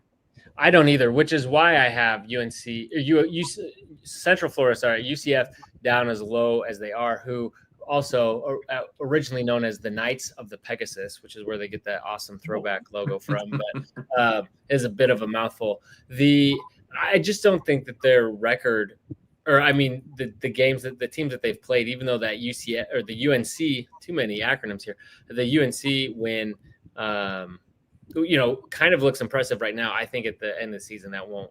I just don't think they're that good, which actually brings me to a tangent of, this is why coaches who do well in the NFL have little incentive to ever go to college, because if they don't succeed at the college level, it's going to totally tarnish their record. Yes. But I mean, obviously he has a thing for co-eds, or I don't know. I mean, maybe that's his motivation. I don't know, but those jokes, I don't care how like obvious those jokes are. They make me laugh every time because it's so bizarre. Like, what is he doing? The whole thing is weird. She can't even spell the name Jordan right. She spells it with 2 O's. Come on. She's got the Utah spelling going. I don't know if either of you have kids named Jordan with an O, so I apologize in advance. With 3 O's, actually. So. Super offended. Jordan. I think Belichick is really smart. whatever he's trying to do is not a year one fix. I'm higher on him than everyone here, I guess. But like, I do think it was a weird fit for him to go to college. The only school I could have seen it working at is Navy, because one, he's just all about Navy from his past, and two, like, he can get away with being kind of the disciplinarian at a school like that because that's what they're all about there. Yeah. I just feel like to succeed in college, you have to be like, to be a really great college coach, you like, obviously you need the football IQ, which is what Belichick probably has a better football IQ than every other coach in the country. But the recruiting, the program building, the vibes week to week are so important when you have a bunch of hormonal, moody college kids. And that's where a guy like Kalani really cooks. And that's where a Kenny Dillingham probably does well, or, you know what I mean? And like, I feel like he's just so checked out of that aspect that like, he's always going to be playing with a shorter deck. But I still want to believe that he could do something of note. Like, the ACC is not great. Maybe someday he'll go to a title game if he's not in a home by then. But I'm choosing to give him. I'm choosing to look more favorably upon the Big 12 teams that have beaten him than shun him for losing to Big 12 teams. If that makes sense. But that's my Belichick tangent. All right, carried by Brady. Yeah, I mean, for his sake, just because he is a legend, you know, I like to see him do something, but I also don't feel bad for UNC at all, and and the whole circus that he's provided. So, okay, I forget my picks. I need to find. Yeah, who do you got at 4 and 5, Trevor? Okay, so this is where I have TCU, which whoa, yeah. So again, I think TCU will end up being better than that in the conference, but to this point, I just don't think that they're who they've played. You know, going back to the conversation about UNC has really merited putting them much higher at this point. Again, to 1-2's comment that we accidentally passed over, but it's still applicable. We're going to learn a lot about both Arizona State and TCU this week. So when they play each other, and I think as we get into conference play, that's going to help these power rankings start evening themselves out quite a bit. And then I think once we get 2-3 games into the season, we're going to see a lot less movement in our power rankings from week to week. I would agree with that. Who do you got at 4? Oh, it's still me. This is where I have Kansas. Oh, wow. Aggressive. No, I mean, I think. Are you Jayhawk Lasso online? I'm just kidding. You'd think so, wouldn't you? No, I think I'm putting a lot of stock into having a big conference win. They look good there, and their one loss, I think, is, it's one you can kind of explain away. And I think that they've done more over the course of the season so far than really TCU has, even though TCU hasn't lost yet. So, I mean, you're kind of splitting hairs here. I think, like you said, you're going at tiers at this point. And I do think Kansas, and that's the other thing, Kansas and their wins, like TCU struggled a bit against SMU. Granted, they're probably going to be a solid team, but Kansas, when they've looked good, they've looked really good and firing on all cylinders. So I think we know who the top 3 teams are then. The question's the order, right? Should I just rattle off my 3 in order, and then that might be the smartest to kind of like, because like I said, it's you can make the case for any of these 3 teams, but I think they're by far the top 3. I have BYU at 3, TCU at 2, Texas Tech at 1. Oh, Jackson, we finally agree. That's my order. I UCF too, just not as much as you. So I put TCU up there because of the SMU win. I thought that was impressive. You combine that with a win over a bad UNC team, and they beat, who was it, Abilene Christian, and who shouldn't have scored 21 points on them. So they're not ahead of Texas Tech. But Texas Tech, you can't argue with the body of work at this point. Let's say Utah ends up being a really bad team. That means they beat 4 really bad teams. So maybe they're not number 1 overall. I do think Utah is a pretty good football team. And the way they beat them at Utah with the spotlight on by the final score, to me, that it's without question Texas Tech's number 1. Yeah, no, you're absolutely right. And what I hate about this is that it inadvertently compliments Utah by saying, this was such a great win, but it was a signature win for those reasons. Like, even if Utah's mid, even if they only turn out to be mid, I think the circumstance of that game definitely lends and the way it played out really bodes well for Texas Tech. It makes them a scary team. Do you have anything to add to that, Jackson? Or I think Texas Tech, like, going into Utah, like you said, doesn't matter how good they are. Just the stakes of that game and playing at altitude and just doing what they did, especially with the backup quarterback, is awesome. And their roster is so good. Like, I get really fired up for just complete rosters, and they're so deep. They're so talented. They really went crazy with the NIL in the offseason. And I'm just like, I'm all in on Texas Tech. They're the team to beat. And then TCU, like, their body of work is really, I mean, the UNC win, a similar thing where that UNC atmosphere was rocking, and they had Michael Jordan there and Lawrence Taylor, and like, they went down the field and scored so easily on that first drive. And then from that point on, TCU just turned it on and just went crazy. And the SMU win too. That's a really solid. I mean, that SMU team probably should have won the ACC last year. They were in the playoff. That was a good win. And I think Josh Hoover might be the best quarterback in the conference. That guy's awesome. That's a really solid dude they have under center there. And so I'm really impressed with TCU as well. I think Texas Tech, and you could make a case for BYU over TCU as well. I just think TCU's resume is a bit better at this point. I think Hoover's clearly better than Bachmeier. And so that's kind of why I went the way I did on the voting there. Like, I'm not going to be mad at you if you put BYU too, obviously, but I think Texas Tech is just so, like, undisputedly number one. Like, and clearly the three of us are in lockstep there. And then BYU, same thing at number 3. Like, I just think they're a team on the rise. I'm giving them the benefit of the doubt over some of these other teams, just knowing that BYU will get better as the season goes on. They probably have the best defense in the Big 12. They have the best running back in the Big 12. I mean, we haven't even said the name LJ Martin on this podcast yet. Oh my gosh. Like, that dude has been the truth this year. I'm getting to the point with LJ where I'm, like, low-key worried that this is his last year at BYU because he's going to go to the league next year. Like, with running backs, you have such a short shelf life anyway, typically. And if he's a bell cow for 4 years in college, does that hurt his draft position? And you could make a case that he's going to leave after this year. And honestly, like, I wouldn't fault him for it. It's just like, it would be awesome to have him next year, right, for a year or two of Bear. But I've been so impressed with Bear this past week. LJ's been awesome. The defense is really great. Their veteran pass catchers are reliable, except for when Porker Kingston has become the new Laster and he drops everything. Carson Ryan, best addition of the offseason by far. I mean, we could go on and on about BYU, right? But BYU's passing the tests early with a freshman quarterback. And talk about taking strays. Parker Kingston, so I will defend him, and I'm actually one of the first people to come out and criticize him. There's plenty of people criticize him, but but I think he came out and looked good in this game. I mean, he had a catch that he missed, but it was pretty much out of his reach. It wasn't a great throw early on, and after that, he came up. Now, granted, they took him out of the return game, but I thought he did a good job filling in for a somewhat shorthanded receiving core. So anyway, to your point, yeah, I think if anything, you guys have convinced me a little bit on TCU, but if anything, I would still leave Iowa State up high, and that actually just pushes BYU down a spot if I were to do that, because I guess I'm not giving enough credit to the SMU win. Now, on paper, 2 ACC wins is great. Again, I'm not putting a lot of stock into the UNC win, but 1-2 says, make the argument for at Utah being more difficult than at East Carolina. Otherwise, BYU needs to be higher.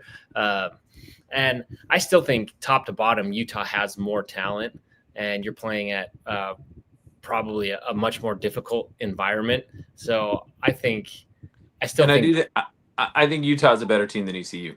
Yeah. I do. I think ECU is a fantastic G5 team. I know I've got Utah 14, so I'm eating my words. But I think Utah, when all is said and done, will be upper half of the Big 12, and I think that's better than an ECU team. So I do think that's a bigger win. That's a tougher win than what BYU got out of ECU. But the ECU game for BYU is going to be discounted by everyone else. I was reading the Colorado blogs, and they're like, well, BYU hasn't played anybody. Well, I just don't think that's the case anymore. I think ECU is a legitimate good team, but I would put Utah above them. Yeah. We'll see how ECU ends up doing. I do think Hauser is a great quarterback. It seems like they're fairly one-dimensional. What was was it?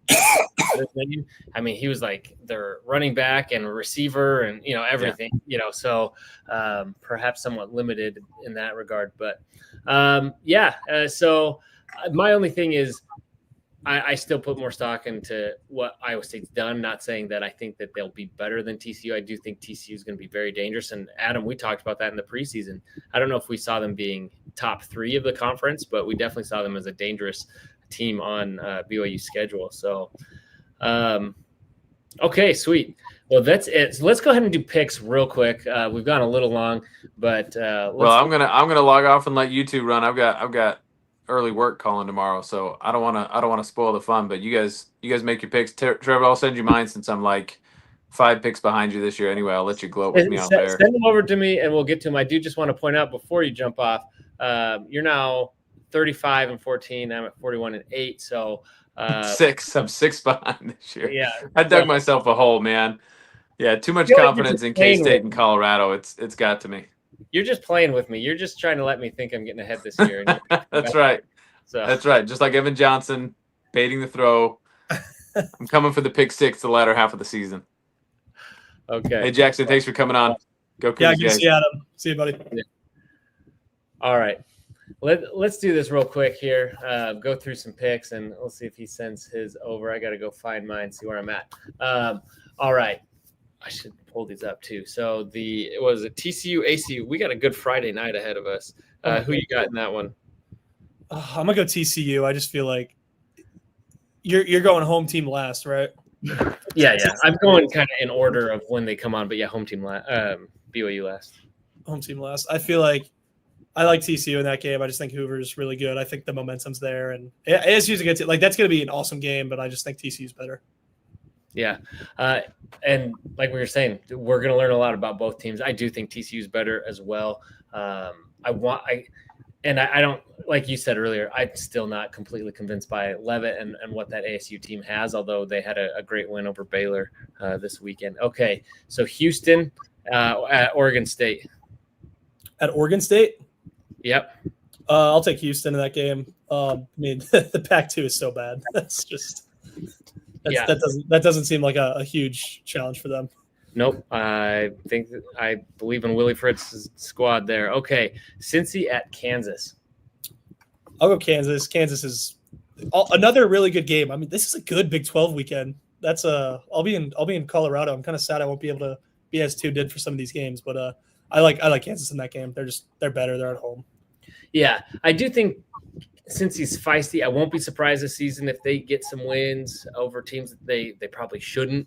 I wouldn't even be surprised. BYU goes there late in the year, depending on what's happened so far. I could see that being a challenging game. But yeah, I just think Kansas has too much firepower.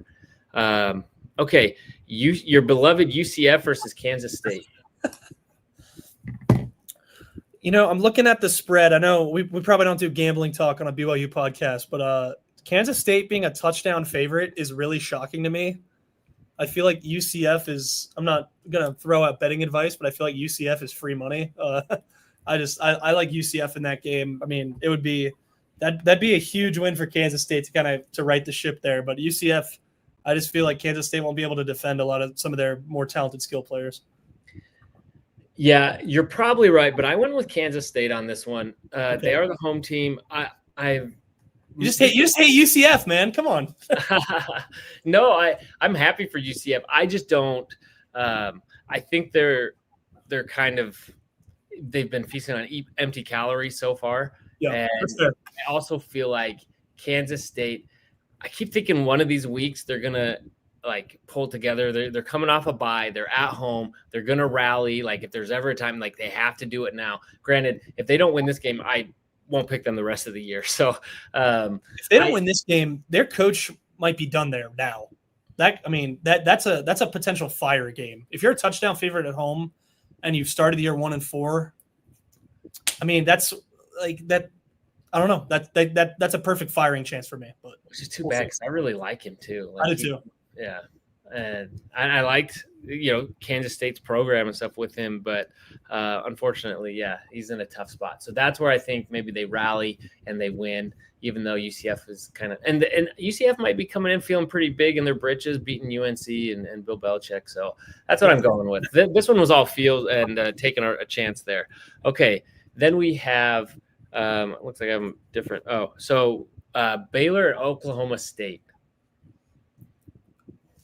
Should we even pick this one? I mean, it's like picking high school team versus LA Chargers at this point.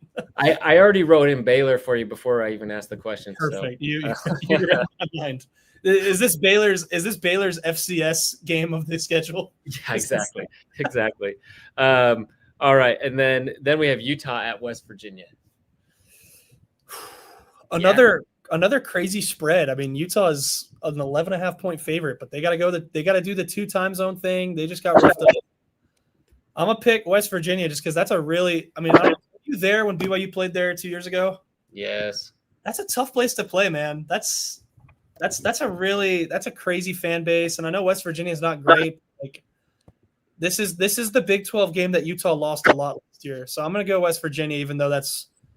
I mean, I've picked 2 pretty heavy underdogs, and that's not a great recipe for success. But I'm going with my gut on this one. First impression, Okay, Adam just got me his picks, and he was in complete lockstep with you. He had, we were pretty similar. He had UCF, Baylor, but he and I both have Utah here for this pick, and I get that. Like that's totally like they probably should win, right?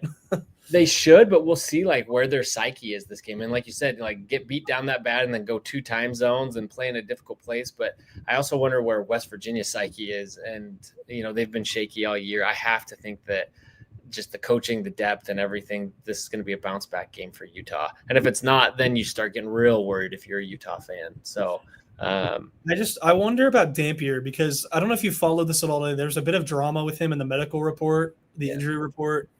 Like if they while we were recording this, they put out a statement where they were like, we weren't trying to mislead anyone because he wasn't on the injury report at all last week, but apparently he was playing injured. Right. And Whittingham had to put out a thing. Like, I don't know if this is him playing mind games or if this is legit, but he's like, we didn't expect him not to play. So we didn't think to put him on the report. And it's just like, I don't know. They're just, if he's hurt, Isaac Wilson's their backup. I don't think Isaac Wilson can beat West Virginia if worse comes to worse, right? And I mean, we'll see. I mean, I think Utah should win this game. It should be a bounce back. They're a better coach team. They're a more talented team, but I don't know. I'm going to take West Virginia just out of the goodness of my heart for some of the people. Speaking of which, and I don't want to, throw Isaac Wilson under the bus for no reason because I don't think he was put in a fair situation last year. But remember when Utah was talking big game and talking trash that they kept Isaac Wilson. And when they thought, BYU's probably going after him, and then we ended up with Bear Bachmeier. I mean, it's just, I think that coaching staff knows what they're doing. So, and maybe he never even wanted to go to BYU. I don't know what those conversations were behind the scene. Maybe you have a better idea, but yeah, stay on after. Okay. So that brings up the question: has Aaron Roderick ever made the wrong choice at quarterback at BYU? He hasn't. The only thing you might be able to say is if Keaton Slovis was healthy in any of those last 4 games and they could have played him against like an Oklahoma or an Oklahoma State, we'll never know for sure. I mean, like Keaton, I had a class with him and we were buddies. Like I could probably text him, but I don't really feel like digging up that corpse. But yeah, that's the one thing I can think about. But like I feel like every quarterback decision he's made has been the right one. And the biggest issue with him was quarterback recruiting for fans. And then he got Ryder Lyons. And I mean, I think what he's done with Bear, I mean, I was actually talking with Keith Vorkink, the vice president at BYU at the game before the game at ECU. And we were talking about Roderick and I'm like, you know what? Like Aaron Roderick's just underrated. Like no one's ever going to give him his proper flowers. Like he calls a good game. He schemes really well. Like he has a couple missteps here or there. He throws an end zone fade when he shouldn't, or he tight end sweeps on 4th down, but everyone has a few of those on the resume. And he was just like, yeah, anyway, Roderick, I'm a Roderick guy. Jay Hill kind of gets all the headlines and rightfully so, because he's been a miracle worker on defense, but Aaron Roderick too. I mean, really good coordinated group at BYU, as we talked about earlier. But anyway, that's my soapbox. Yeah, I'd say Adam and I. Well, this is a pro Roderick show. I think Adam even more so than me. And but unless you listen to the guy that was sitting behind me in the stands, man, Roderick, why do you make that play? He's like, Roderick being Roderick. Anyway. Roderick being Roderick. That should be a T-shirt. Roderick being Roderick. Just like it can mean any sort of thing. But yeah, no. We had Brian Logan on the show. He was much more unfiltered than you, and he was just talking about Brian Logan unfiltered. No, just kidding. And he had and he was just talking about Gary Bohannon, how he was injured all season and stuff, and that and that may have it may have played in, and I don't know to what level, but it obviously enough that it perhaps impacted that QB race. We talked about Jake Retzloff. I think you're right. If we could have gotten to a bowl game, that would have been better. But I'm glad that Jake had those games, getting to the point where he was going into the next season. And so I think that was the right decision at that point. I think so too. Going to a bowl game in the Big 12 year one would have been cool thing to hang your hat on, and getting guys like Isaac Rex and Max Tooley like a last kind of thing. But I get why they did it, and I think it won them probably a game or two more than it should have the next year because he had that experience. So like hindsight 2020, it was the right call. But like I was a simp for Slovis. I was all about Keaton. I thought he got a raw deal. And I don't know. I just that's my one thing that you could pick a nit with, in my opinion, with Roderick, but I don't think you have to. Yeah, and if he was injured, then he was injured. But I do feel for Keaton because he, I really appreciate when guys take a chance. They come here, especially it's their last year. Just they're like Gary Bohannon. I wanted to see more from him because like he came here. I wanted to see him do well and be able to do something. But I pull for all those guys, and so I want to see Keaton do well. But enough of that tangent. Okay, enough for these quick picks. I enjoy. I hope I love coming on this podcast because we'll just cover everything. We'll just I like talking ball. I like talking with people that know what they're talking about. And so like when we can just go any which way, it's fun. So I know it's we're chasing Adam off the ball, but I try to be respectful of him. I stay up way too late as it is. So sometimes I forget that he's like a normal human and goes to bed at a decent hour. But I love the conversation. I love your insights because you have way more and you're much closer to it than I am. But let's jump into the last two picks. So we've got another. This is going to be, I think, a really interesting game. We have Arizona and Iowa State. Yes, I'm taking Iowa State. They're better. But this is a measuring stick game. I think this is the game where we're really going to know what Arizona is. This is the game I think that BYU fans are going to have a feel for what that is. That week 6 is going to look like. Arizona. Obviously that game's at home for Arizona when BYU plays them. But I feel like if Fafita has a strong game against Iowa State and they keep it close, I don't expect Arizona to win at all. Maybe they do. Maybe I eat crow, but I just Iowa State's better. It's a tough place to play, but this is where we really find out what's going on with Arizona State. With Arizona. So, yeah, I'm with you. And I was going to pick Iowa State. I went with Arizona, and I was just looking, and they're just. Granted, their schedules are different. It's early in the season, but they're just a lot better in every statistical category. And Iowa State's been – I know I have them really high in my power rankings, but, again, that's not a projection from me. And I just don't know how much I believe in this team down the stretch. Having said that, I don't really believe in Arizona, but I do think they've taken a step forward from where they were last year. And so I don't know. I'm going with Arizona. I don't feel great about this pick, but I'm picking them. That's why we pick. But the Big 12, the Big 12 is the most chaotic conference ever. Nothing really happens the way it should typically, and so you can make picks like this and look like a genius after. That's just the beauty of the league. Right. And I figure some of those happen somewhere, so I had to go with it. Adam also picked Iowa State, so and then he didn't even send me the BYU game, which obviously we're going to pick BYU. What I did was last year we instated because we're going to pick. I don't ever want to pick against BYU. So we do the over under just for BYU. I don't do it for the other games, but one. So that way we can pick that way. So I can't remember now the line. I want to say it was like 6.5. BYU 6.5, and the total is 47.5. Yeah. I think BYU. I think it's an ugly game. I think BYU wins pretty I don't think like BYU will win and it won't be close, but I think the score might look closer than the game was. I think it might be an ugly game. This is probably where you're going to get your first turnovers of the year from BYU offensively, I think. Bears going to throw a pick at some point. We just have to accept that. But I don't think Colorado can score. I think BYU is just going to run the ball a ton because I don't think Colorado can stop the run. And yeah, I just think it's going to be I think it'll be an unspectacular game, but BYU wins, and you need Bear to get a Big 12 win to start and then go play at West Virginia and rough them up the next week at home. But yeah, I mean, just a Big 12 road win is a Big 12 road win, right? Like just get them when you can. And so the BYU doesn't need to be sexy or have style points with this. Just get the job done, and I think they do, and they'll win. I'll go final score prediction. I'll say BYU wins 21-13, 8-point win. I think the offense chews up a lot of clock on the ground, and the defense does the thing where they're good early and then kind of lets up steam late, 21-13, but it never really feels that close, you know? Like I remember like BYU beat Washington State in 21 and Algier went crazy, and they won 21-19, I want to say, off the top of my head. And it was a 2-point game, but it felt more like a 10-point game. And it just like, if you looked at the score, you'd think it was closer, right? And so I feel like this is that exact game where it's like, but it's an 8-point win where it's like, okay, it feels like BYU won by 20, but they won by 8. Just it's not a great win, but you got the Big 12 road win, and that's just what you need, and you got out alive. And just you got to stay healthy, because if these injuries keep piling up, I mean, I don't know. You got it's a big day for the secondary, big day for Bear, and anyway, so I'm feeling good. I mean, BYU's I don't feel there's no sort of fear about BYU dropping this game. It would be that's the thing. Sorry to just keep rambling, but like BYU is constructed in such a way where for BYU to lose a lot of these games, a lot has to go wrong, right? Like the defense has to get gashed.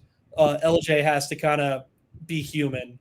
Bear has to play like a freshman. Like BYU can withstand one of those things, I feel like, but it needs a perfect storm.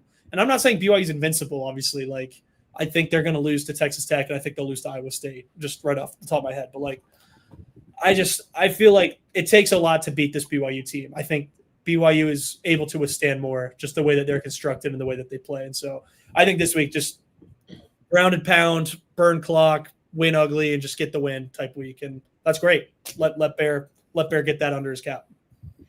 Yeah. So all three of us have BYU covering on this game, and I think they will. And I do think it could get ugly at times. Like this is definitely a step up in talent that BYU is going up against. And so I'm guessing the game will be a bit faster for Bear. And so I think that's going to probably, just like the other games, take him a little while to settle into the game.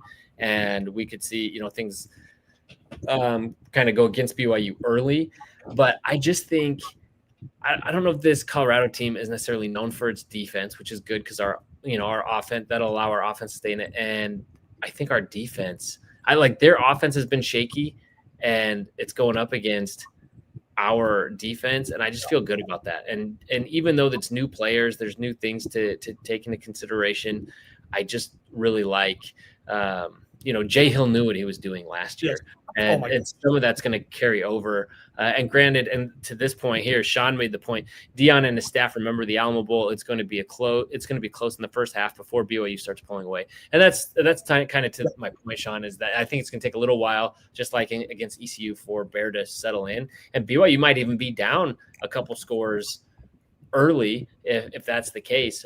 But I just think BYU has enough that I like you said, I'm not too worried. I was actually more worried in some ways about them going to ECU. Maybe that was just, because of the way the things have gone recently. And I'm in your same camp on that. That was definitely how I felt.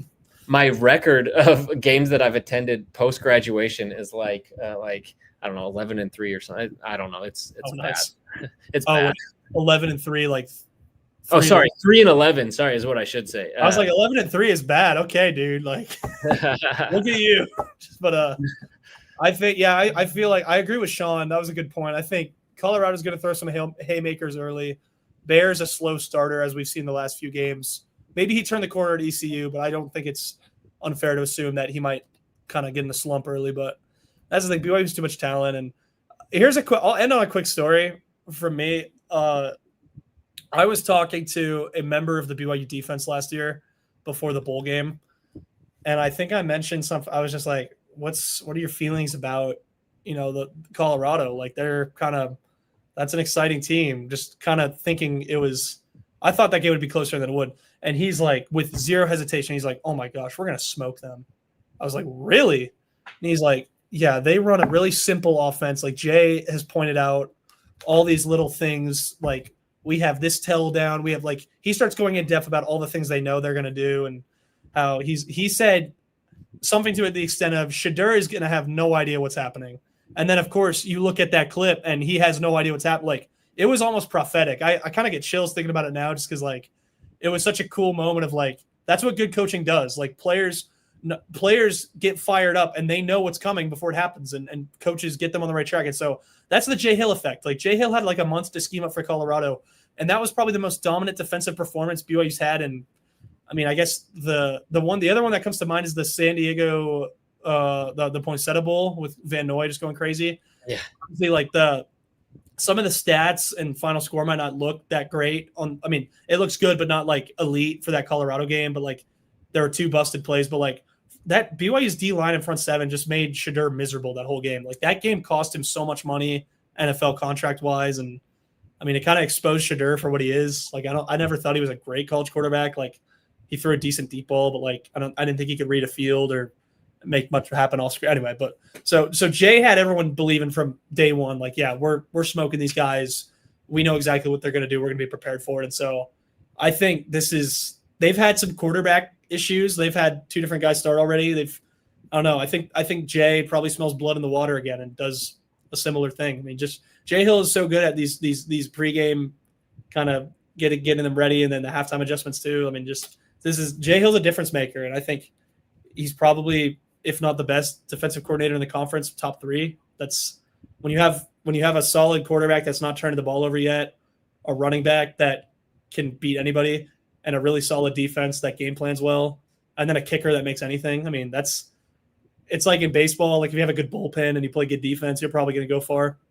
That's a recipe for success in this conference. So BYU's in a good spot, and I've like I said, that story fires me up just because it's Jay Hill, difference maker. This is what coaches do. They inspire belief. They fire you up. They make you do things you didn't think you could do on your own. And that's what we saw in the Alamo Bowl. And so I think similar performance coming at some point on Saturday. Maybe not right away, but I think at some point it's going to be okay, BYU's they're on a different level than these guys. And it's pretty obvious now, but it'll be obvious again on Saturday, I think. Yeah, and Sean has a retort here. I think we got a Buffalo fan here. Thanks for watching and joining us, by the way. And actually, I should say I've got my fellow College Huddle member, David Talks Buffs, coming up. We're still locking down. I think he was texting me while we were on the show, though.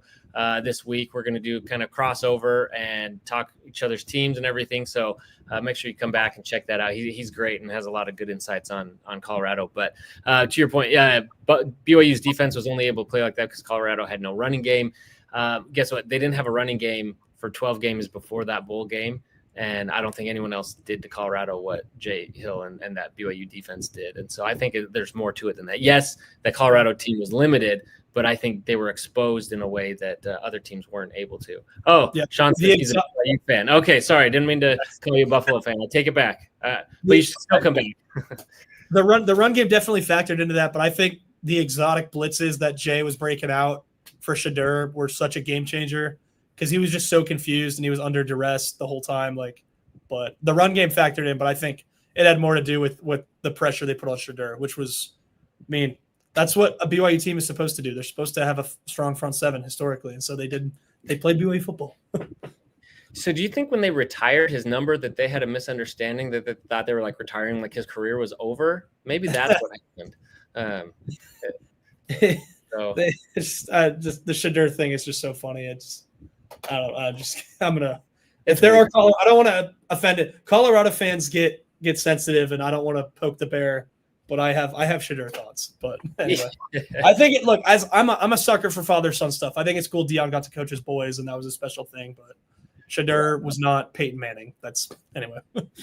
No. But 1-2 says, do you expect a big BYU fan section at Colorado? I think absolutely. Oh, yeah. It's 8 hours, right? 9 maybe. Look at the March Madness when they were in Denver. I mean, that was insane. Like that was literally just a BYU home game. Plus, I expect Jimmer there. Jimmer better be there. So better. So anyway, all right, great. Well, okay, so we made it through. Yeah, our picks. We got all that. If you're closing still prayer time. What's that? I said closing prayer time. Closing prayer. Yeah. Make sure you bless the refreshments. So, all right. Well, Jackson, I really love having you on. I love all your insights and input.